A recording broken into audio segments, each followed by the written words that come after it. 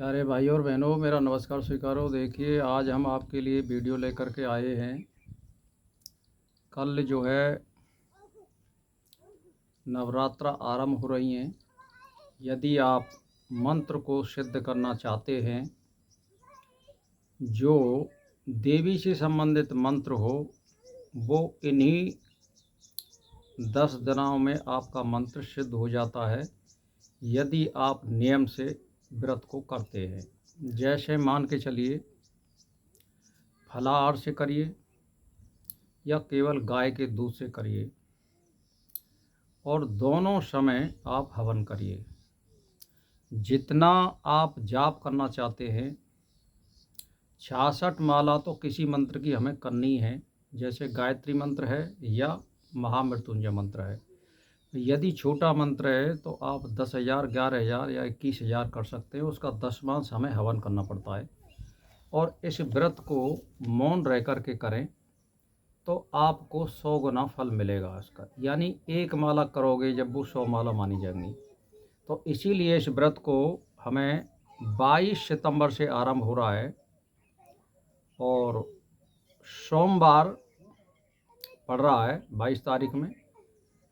तो सुबह जो है इसको हम सूर्योदय से आरंभ कर सकते हैं। सूर्योदय से आप घट स्थापना कर सकते हो, और इसमें शुभ घड़ी पड़ रही है।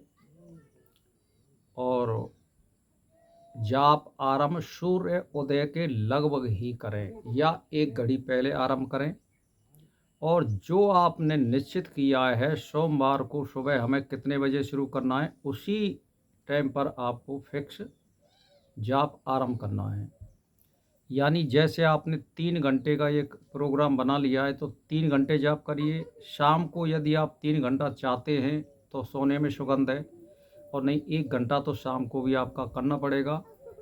दिन छिपने से यानी लगभग में 30 मिनट पहले और 30 मिनट बाद, यानी 2.5 घड़ी, आधा आधा घंटा आगे पीछे सूर्य उदय और सूर्यास्त के करिए। तो ये आपका संध्या वंदन भी हो जाएगा, और आपका 4 घंटे का जाप भी हो जाएगा। यदि आप 6 घंटा लगातार करना चाहें, 3-3 घंटे, तो वो तो सोने में सुगंध है ही है। और 10वां हवन करिए, लेकिन एक समय पे बांधिए। जिस समय पे आप सोमवार को शुरू करें उसी समय पे शुरू होगा।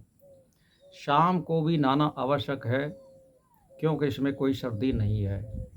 और व्रत में यह है, आप यदि मंत्र को सिद्ध करना चाहते हैं तो एक समय फलाहार करें। यदि आप दूध से व्रत करना चाहते हैं तो आप 2 समय दूध ले सकते हैं, सुबह और शाम को। यानी जाप करने के बाद सुबह, और जाप करने के बाद शाम को। उसमें आप मीठा गेर सकते हैं, गुड़ से भी खा सकते हैं। और ज़्यादातर आप मौन रह करके व्रत करिए। अगर मौन नहीं रह सकते हैं तो झूठ बिल्कुल मत बोलिए। यथासंभव कोई चीज़ की ज़रूरत हो, उसी को आप अपने मुखारबंद से निकालें, तो आपको ये निश्चित है। आपके जो है नवरात्रा जो है 10 दिन की पड़ रही हैं। एक दिन जो है आपका जो तीज है वो 2 बार पड़ रही है। तो कहने का मेरा मतलब ये है कि ये 10 दिनों में पूर्ण होगा, और 1 तारीख को नवरात्रों का विसर्जन होगा। तो आप 10 दिनों में यदि करना चाहें तो खाते पीते डोलते समार में आ जाएगा। जब तक आप पेशाब करवे नहीं जाओगे, तब तक आपका मंत्र समारा जा सकता है। जैसे मान के चलिए आपने 1 घंटे कर लिया जैसे सुबह जाप, और उसके बाद में यदि आप लघु संख्या नहीं जाते हैं, और तब तक आप खाते पीते डोलते, और यदि मौन रह रहे हैं या कुर्सी पर बैठ कर के या अपने आसन पर बैठ कर के कहीं भी, तो वो मंत्र को संवारा जा सकता है, यानी उसको गिन लिया जाएगा। तो इस तरह से आप दिन भर जाप कम से कम 10,000 कर सकते हो, तो 1,00,000 मंत्र का जाप हो जाता है। 10वां हवन का मतलब ये है, आपकी 10,000 आहुति बनती हैं। तो इस तरह से आप मंत्र का जाप कर सकते हैं, और मंत्र सिद्ध हो जाता है, ये निश्चित है।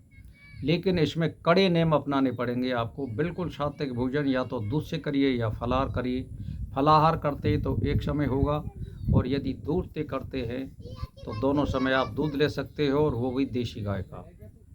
तो भाई और बहनों, और 10वां हवन करिए, और दोनों समय करिए थोड़ा थोड़ा। तो आपका निश्चित है कि मंत्र सिद्ध हो जाएगा।